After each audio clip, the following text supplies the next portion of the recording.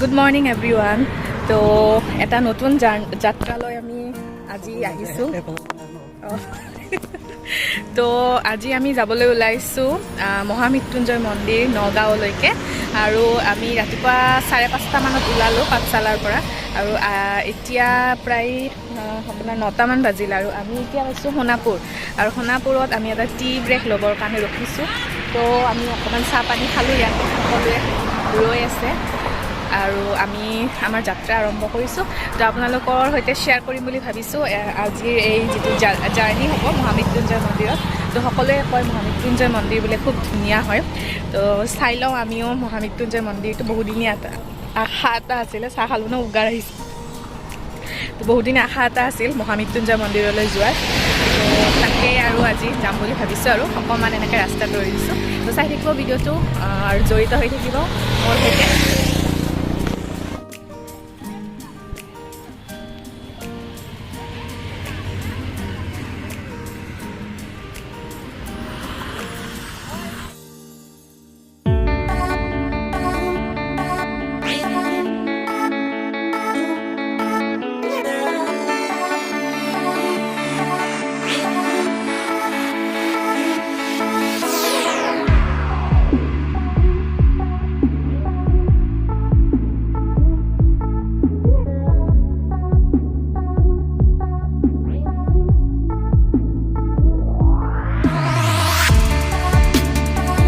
আমি মহামৃত্যুঞ্জয় মন্দিৰ আহি পালোঁ আৰু আহি আমি চাকি তাকি জ্বলালোঁ।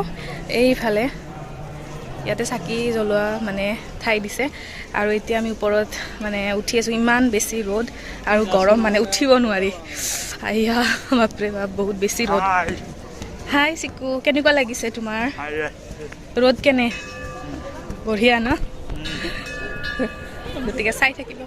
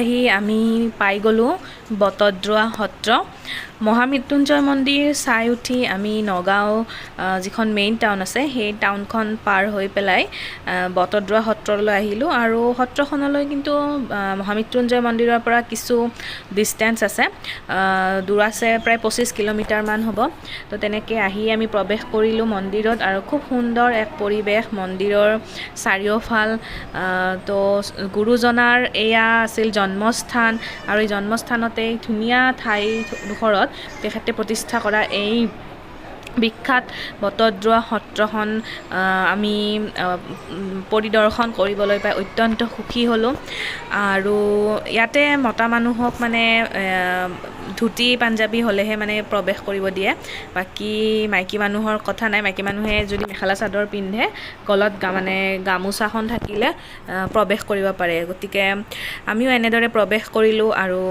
এই সত্ৰখনৰ বিভিন্ন ঠাইবিলাক চালোঁ যদিও ইয়াতে কিছুমান বস্তু মানে কেমেৰাত কেপচাৰ কৰিবলৈ এলাও নাই যিখিনি আমি পাৰিছোঁ বাহিৰৰ পৰা সেইখিনি কেপচাৰ কৰিছোঁ তাৰপিছত আমি ইয়াৰে সত্ৰৰ কাষতে মানে একেবাৰে লাগি আছে কাষতে আকাশী গংগা এই যিটো বৃহৎ এটা মানে পুখুৰী আছে ডাঙৰ বহুত বেছি ডাঙৰ এৰিয়া কভাৰ কৰি আছে আৰু এনেকুৱা সুন্দৰ ঠাই মানে এইখিনি গৈ বহুত মন মানে শীতল পৰি যায় সকলোৰে আৰু ইয়াত ঠাইত মানে বহিবলৈও ঠাই বনাই দিছে পাৰ্কৰ নিচিনা কৰি দিছে তাত মানুহবিলাক বহি আছে ভকতসকল বহি আৰু খুব সুন্দৰ বতাহ বলি আছিল এক সুন্দৰ প্ৰাকৃতিক পৰিৱেশ আৰু গৈ ভাল লাগিল মন আৰু তাৰে যিখিনি আকাশী গংগাৰ পানীৰে আমি অকণমান মানে হাত মুখ ধুলোঁ ধুই পেলাই লাহে লাহে আমি থানৰ পৰা ওলাই আকৌ আমি আমাৰ ঘৰমুৱা যাত্ৰা আৰম্ভ কৰিলোঁ আৰু এনেদৰে আমি আহি আছোঁ ৰাস্তাবিলাকেৰে মানে সোণাপুৰৰ যিটো ৰ'ড এই ৰ'ডটো চাবলৈ বৰ ধুনীয়া হয় সোণাপুৰ বা মৰিগাঁওলৈকে যোৱা যিখিনি ঠাই আছে সেইখিনি ৰাস্তা ঠায়ে ঠায়ে খুব সুন্দৰ এনেকুৱা ধৰণৰ ফুলবিলাক দেখিবলৈ পাই মন চন মানে বহুত আনন্দিত হৈ গৈছিল আমাৰ আৰু এনেদৰে আহি আমি গধূলি হৈ গৈছিল গধূলি প্ৰায় 5টা 5:30 মান বাজিল আৰু তেতিয়া আমি তাতে ৰাস্তাতে মানে আপোনাৰ খেত্ৰীমানত এখন ঘনচিৰিকা বুলি এখন ৰেষ্টুৰেণ্ট আছে তাত আমি গৈ পেলাই সকলোৱে ডিনাৰ কৰিলোঁ আৰু এনেদৰে এটি খুব সুন্দৰ যাত্ৰাৰ আমি সামৰণি মাৰিলোঁ আৰু আশা কৰিছোঁ আপোনালোকে ভিডিঅ'টো চাই ভাল পালে আৰু যদি ভাল পাইছে লাইক কৰিব কমেণ্ট কৰিব শ্বেয়াৰ কৰিব